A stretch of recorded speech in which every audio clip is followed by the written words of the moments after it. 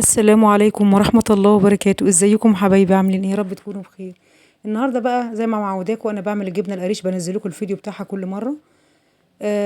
هنحط اللبن هنغليه ونحطه في التلاجة لمدة 24 ساعة. صلوا على النبي كده واذكروا الله. بعد ما اللبن يتغلي ويقعد 24 ساعة في التلاجة، بنشيل الوش اللي عليه، بيكون القشطة عامت على وش اللبن. بنشيل القشطة كده زي ما انتوا شايفين من على وش اللبن عشان نعمل الجبنة القريش. يا ريت لو عجبكم الفيديو كده اعملوا اشتراك بالقناة حبايبي، وفعلوا جرس الاشعارات عشان كل وصفة من وصفاتي توصل لكم. حبايبي واخواتي في الله، انا بحبكم في الله. هنا زي ما انتوا شايفين انا بشيل الوش بتاع اللبن بعد ما غليته، قعد يومين في التلاجة. يومين مش 24، 48 ساعة، يعني يومين. تمام. اللهم صل على النبي. هنسيبه كده هيعمل وش، والعم القشطة كلها هتعوم على وش الحلة كده. بعد كده هنشيل القشطة بتاعت اللي على وش اللبن. انا هنا بحوش معاكم القشطة، وان شاء الله انا بنعملها سمنة معاكم على القناة. هنطلع زي نطلع السمنة من القشطة كده، الزبدة البلدي الحلوة. وهنشيل كده زي ما انتم شايفين القشطة من على وش اللبن. صلوا على النبي كده واذكروا الله، وادعوا لابونا بالرحمة كده، وادعوا لأمواتنا كلها بالرحمة والمغفرة. وادعوا لإخواننا في فلسطين وغزة بالنصر، يا رب ثبتهم وابعد عنهم كل حاجة وحشة. اللهم صل على حبيبنا محمد. انا هنا لسه بصفي القشطة وبشيلها. تمام. ما تنسوش يا حبايبي، لو عجبكم الفيديو اعملوا اشتراك بالقناة. اكيد الفيديو هيعجبكم، حاجة نظيفة، حاجة جميلة، حاجة يعني بصوا الجبنة القريش معروفة بالبروتين. نسبة البروتين فيها قوية جدا وجميلة، يعني احسن من الفراخ. بسم الله ما شاء الله. زي ما انتم شايفين كده يا حبايبي، انا كده شلت كل القشطة من على وش اللبن. هنعمل ايه الخطوة اللي بعد كده؟ بصوا القشطة اهي ما شاء الله. اعمل قشطة جامدة ما شاء الله، الله اكبر. صلوا على النبي كده واذكروا الله. هنعمل ايه في اللبن بقى الخطوة التانية؟ اول خطوة غلينا اللبن وخدنا منه القشطة. تاني خطوة هندفي اللبن على النار زي دمعة العين، يعني ما يسخنش. يعني شفت دمعة حاجة فترة كده. وبعد ما يدفى هنعمل ايه؟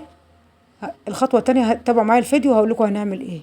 اللهم صل وسلم وبارك عليك يا حبيبي يا شفيع يا رسول الله. صلوا على الحبيب كده قلبكم طيب. هنحط اللبن على النار واللبن يفطر. كنت انا شايله معاكم لبن زبادي من اللي انا كان اللبن اللي كان الرايب قبل كده، خميره. شايلاها في الفريزر. بطلعها واسيبها تسيح خالص وتفك، ما احطهاش ساقعه. يا اما احطها في ميه سخنه كده بس على النار تفك. احطها في الخلاط مع كوبايتين ثلاثه من اللبن اللي انا شلت منه القشطه، بس بعد ما يدفى. بعد ما يدفى على النار يا حبايبي، ما ينفعش احط فيه اللبن الرايب الا بعد ما يدفى على النار اللبن اللي انا كنت شلته. اللبن الخميره اللي انا هحطه على اللبن اللي احنا شلنا منه القشطه. ده اللبن الخميره اللي كنت شايلينه، يعني زي الزبادي كده.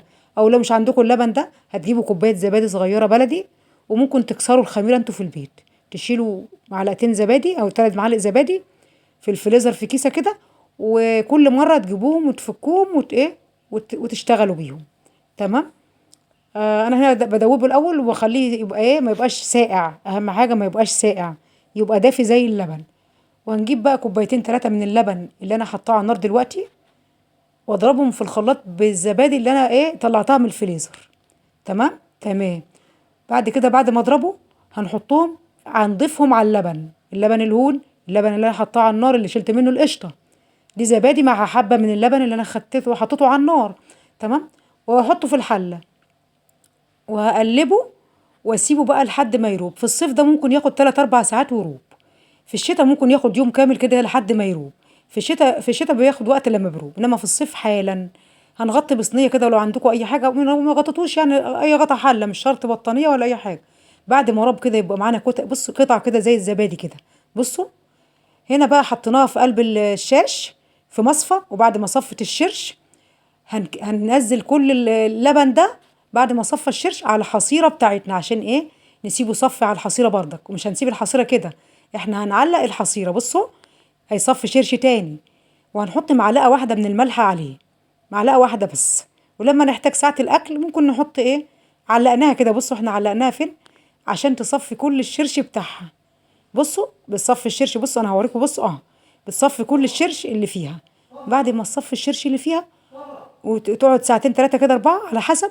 هنقلبها في الحصيرة تقلبتين كده ونقطعها. يستحسن انتوا تسيبوها تقعد في الحصيرة شوية عشان مش تبقى طرية. هنا كانت طرية معايا بس كانت عسل قشطة. والله يا حبايبي كانت قشطة. هتعجبكم قوي.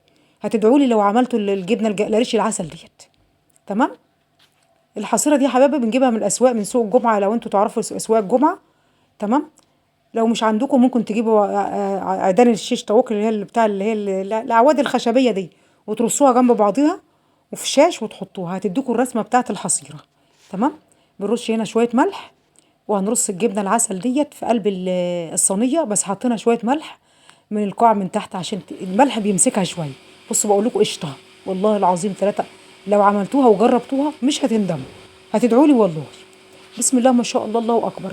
جميله، تنفع للفطار، تنفع للعشاء. بصوا ينفع للغدا كمان، هقول لكم للغدا مش بس مش هناكل جبنه على طول، بس جميله جدا بسم الله ما شاء الله، هتعجبكم والله. حاولوا كده تجربوها وقولوا لي في الكومنتات بتتابعوني من انهي البلد، وانتوا عملتوها ولا لا. تمام. تطلع معانا كده زي العسل يا حبايبي. قطعه جبنه قريش كده عسل، وقطعه زي ما انت عايزاها كبيره بقى اهي. بسم الله ما شاء الله. ما تنسونيش في الدعم كده وتقولوا لي رايكم في الوصفه العسل ديت. الجبنه القريشي بصوا زبده، والله العظيم لو عملتوها مش هتبطلوا تعملوها. لو انتوا جربتوها مره مش هتبطلوا تعملوها من حلاوتها ومن طعمتها. بصوا بقى، انا ما باكلش الجبنه اللي هي بتاعه العلب بتاعه بره ابدا.